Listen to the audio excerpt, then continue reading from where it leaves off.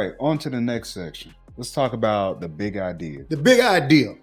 So, there are an estimated 12 million businesses expected to change ownership over the next decade. Most people have no idea this wave is coming. So, I want to ask you, why does it matter? And who gets hurt if nobody steps in? Man, that's a dope question. So, over the next decade, 12 million businesses are going to need new owners because baby boomers are retiring and some of them don't have a succession plan. Their kids don't want it. They probably haven't even thought about, life after the business because they've been working in the business for so long. And so if they walk away and their businesses die, a lot of people are going to be hurt. So people are going to lose their jobs. And then the businesses that they support in terms of partnerships and collaborations, those businesses are going to be negatively impacted because those businesses are going to lose a great partner or a great collaborator. So the local communities are also going to suffer because when a business dies, part of the money stops circulating within that local community because now when people don't have jobs, they can't go grocery shopping, they can't go to the restaurants, they can't do the things that keep a community healthy. So there are a lot of people who are hurt if we don't go in and solve this problem. That's why it's so important. Small businesses are the backbone of every local community, every state community, and our federal national country. Because when the local communities are strong and healthy and businesses are thriving, everything else in the economy is also thriving. And so the reason why it's so important for us to do that is because I still believe that America is the dopest country on the planet. I have lived in multiple countries. I have visited multiple countries. And I'm not saying that America is perfect. However, what I am saying is the freedoms that we have to, drive from state to state, to conveniences of restaurants. We don't have to worry about bombs dropping on our head right now because somebody's trying to attack our country. So that's why America, capitalism, right? Free enterprise, our ability to take our ideas, go on the road, present them out in the marketplace and see what we can build and create. Yes, it can be done in other countries, but there's just, like I said, there's nothing else like America. She's got her nastiness, she's got her ugliness, when I say nastiness and ugliness, every country has nastiness and ugliness, whether it's bigotry around gender, whether it's bigotry around race, every country has that. But there's no country like America, and so we got to do everything we can to protect her. I still love her. If I don't fight for America, then that means the 15 years of me putting that uniform on, going into some countries and put my life on the line was worth nothing. So I have to keep fighting for her. She's the best country that I've ever visited, the best country I've ever lived in. And she's, honestly, to be quite honest with you, like I said, the Air Force making that decision changed my life. So I would have to say that this country changed my life. I wouldn't be who I am without that experience. So that's why it's so important. Nice. Okay. So baby boomer businesses owners spend decades building something. Yep. And a lot of them are going to watch it disappear because they have no plan. Yep. Why is that a problem? Why is that a problem bigger than just the owner? Why is that a problem? Ask the question one more time for me. Okay, it said, why is that a problem and why is it bigger than just the owner? Why is that a problem and why is it bigger than just the owner? I think it goes back to some of the stuff that, I just talked about. A lot of times people don't have plans in place at all. And I call those people drifters, right? People who just kind of drift through life, fa la la la la. When you and I are on 75, I call them dads, dumbass drivers, because they're just drifting through life. They're not paying attention to what they're doing. They're probably on their cell phone while driving the car. They're just floating through life with no plan. And so it's bigger than the owner because the fact that the owner doesn't have a plan in place, that means that they didn't have a plan in place for the people that they're leading. And so when you don't have a plan in place for the people that you're leading, you have now taken their lives and you're damn near walking it off a cliff. So when we get ready to go and do anything, like for example, while we were setting up the equipment for this, I started talking to you about our plan for next week, what time we're going to leave, right? That's super important because back to something we talked about earlier where I said, if you can communicate the plan to your team, they're more likely to follow you and go along with you, right? So I think when we got into our scenario where I let the car get towed, and so we go to Orlando, we're running a little late, and I'm trying to like fill him in on stuff that we probably should have talked about, you know, the night before. You remember that. Mhm.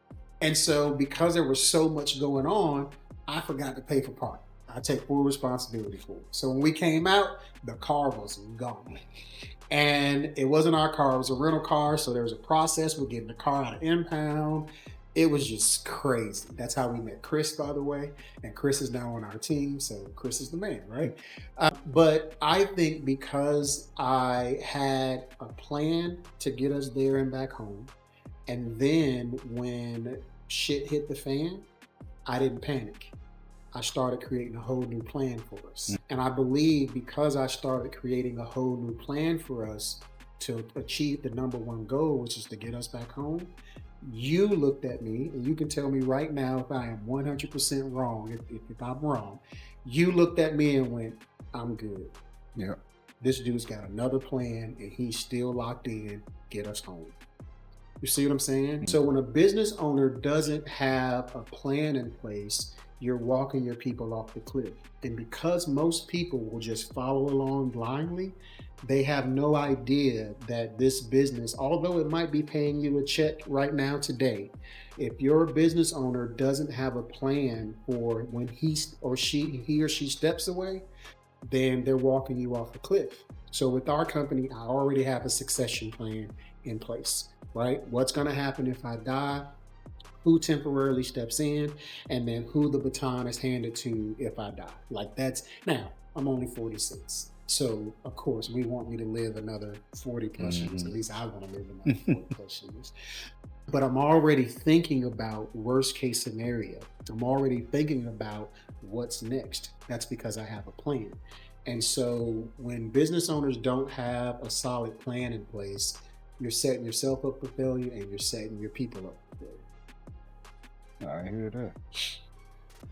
Most people think of home services like pest control, HVAC, plumbing, you know, stuff, maintenance and stuff they need for the house.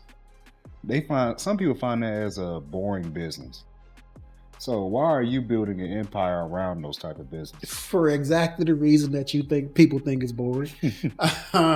They're exciting businesses to me because one, you solve a problem for people, right? No one reaches out to the pest control person until there's an issue with pest, right? And so they have a problem. And so because they have a problem, we get to go in and solve that problem. Here in the Southeast, where it gets hot, and we know it gets brutally hot.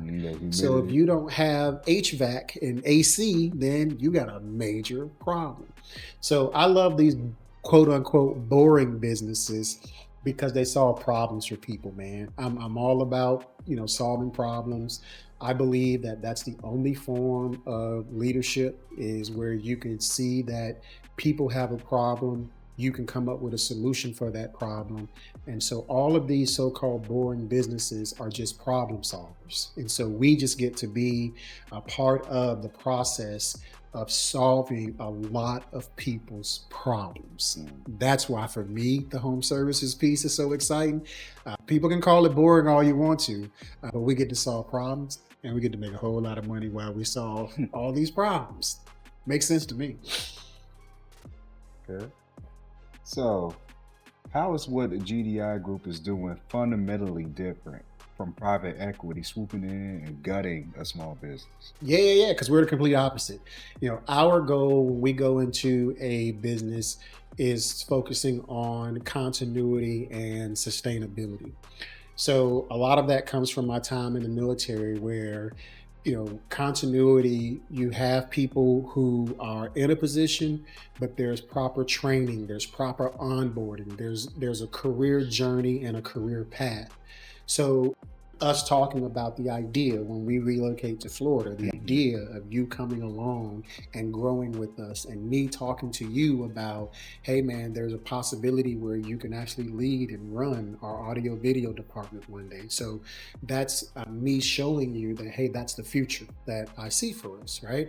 But unfortunately, or fortunately for some people, depending on how you want to look at it, for me, being able to take people on a journey, being able to say like, hey, I understand this is where we are and this is where we're trying to get to. So for example, one of our team members, she's a contractor and I'm looking to bring her on as a full-time team member, which is AJ. Shout out to AJ. I love AJ. But so the process of her conversation, she wants to know like, hey, this is the position that we're talking about me sitting in or operating in now, but where can this go? Where can this grow? Where can it develop? What can it become? What can it turn into? And so for me, that's the most exciting part about all of it, is being able to take your people on a journey, help them grow, help them change, help them become, help them evolve.